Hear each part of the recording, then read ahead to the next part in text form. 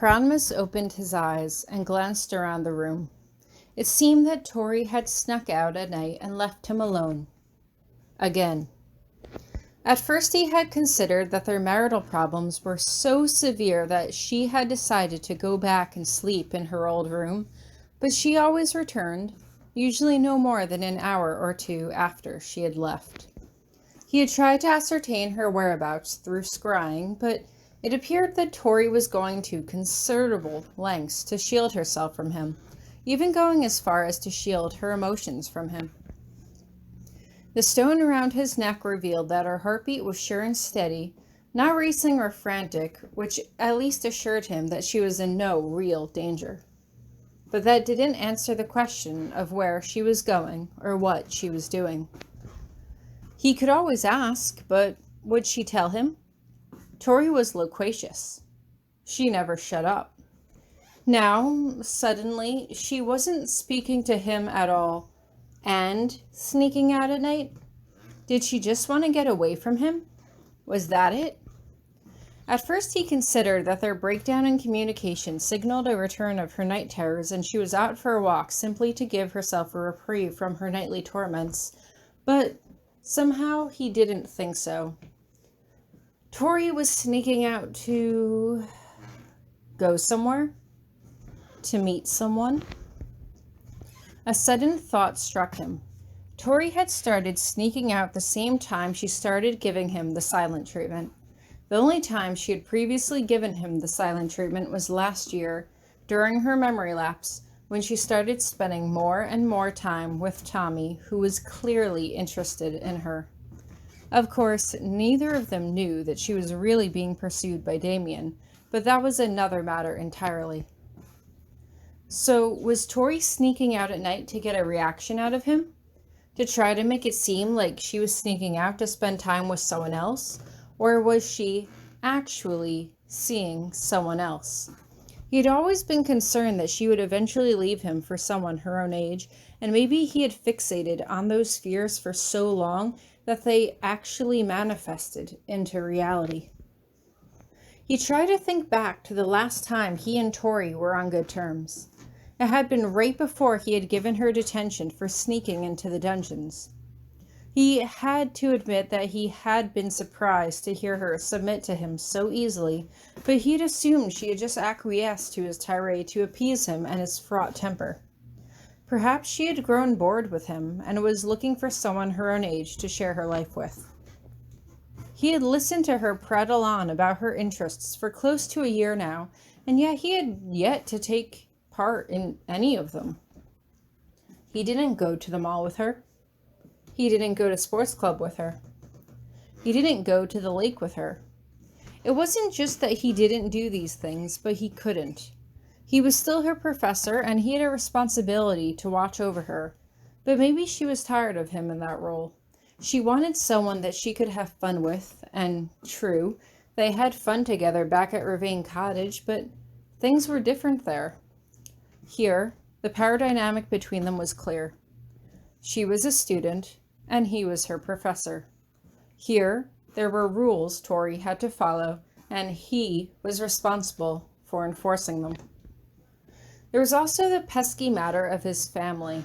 His father had been manipulating her for as long as they had been together, and then, most recently, he had almost scared her to death. Then he had talked about shipping her away to a boarding school in London, far away from her friends. Perhaps she had decided that the burden of his family was just too much for her to deal with. He knew that Tori didn't want to be with him merely because of his wealth or his noble status, but at the same time, it did seem to overwhelm her. What if she decided it was just too much for her to take and had decided to look for another companion with a simple past and a normal, loving family? Hadn't he just thought about this recently too? While they were still at Ravine Cottage, he had considered that maybe their relationship wasn't as strong as he previously thought it was. He had realized that he couldn't make Tori his everything, and although he hadn't thought that he was treating her any differently, maybe she had been able to pick up on that and started looking for affection elsewhere. He had to face the truth. He had always known that this was coming sooner or later. The students teased her for being with him. He wasn't able to share in her favorite activities with her. He wasn't able to simply hang out with her and her friends as she wished him to. Maybe when Tori got older, they would fit more naturally into each other's lives, but right now, Tori was still just a girl, and it made sense that she would want to find someone her own age to spend time with.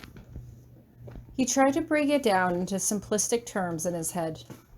Tori was giving him the silent treatment because she was slowly moving on with someone else, and she was sneaking out at night to make sure that there was absolutely no way they would be seen together by anyone. The more he thought about it, the more sense it made, and suddenly he seemed to be staring at concrete fact instead of a reasonable hypothesis. Fine. If that's what Tori wanted to do, fine. He rolled over onto his stomach and wrapped both arms around his pillow. If she wanted her space from him, then he would let her have it. He would let her entertain this fantastical fairy tale romance with her anonymous paramour. At least for a little while. After all, maybe this could work out in his favor.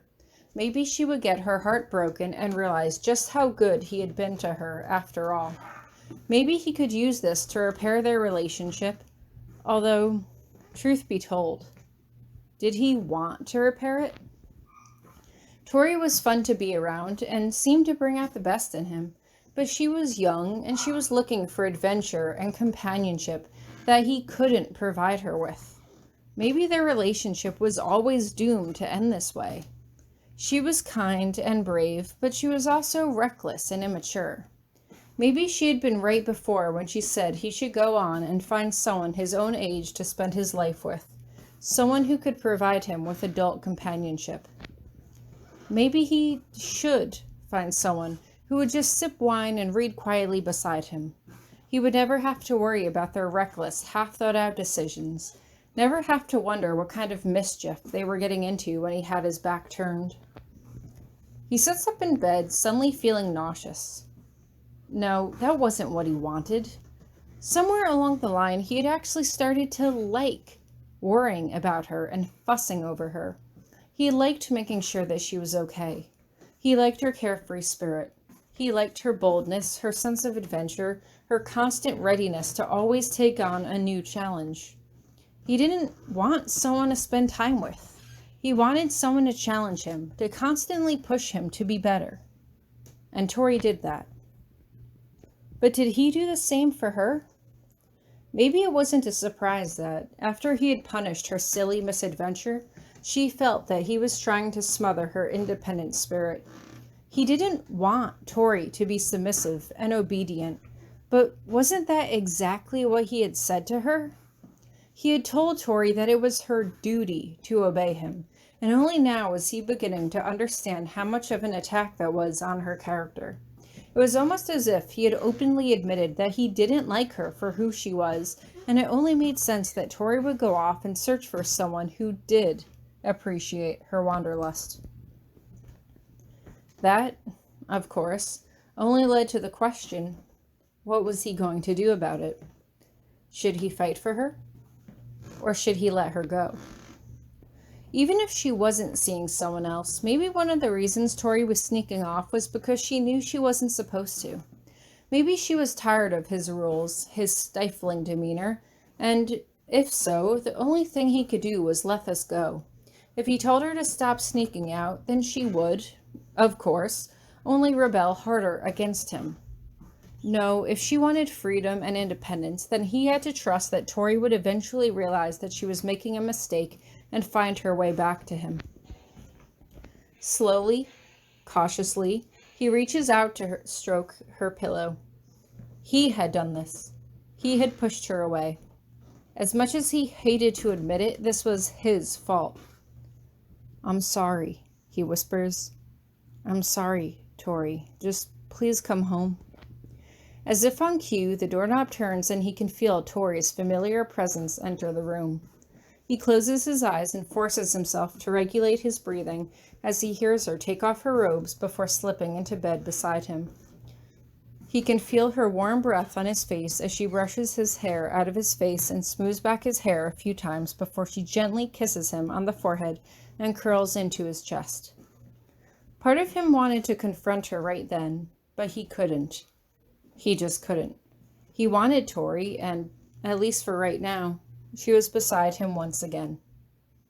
And that was all he really wanted.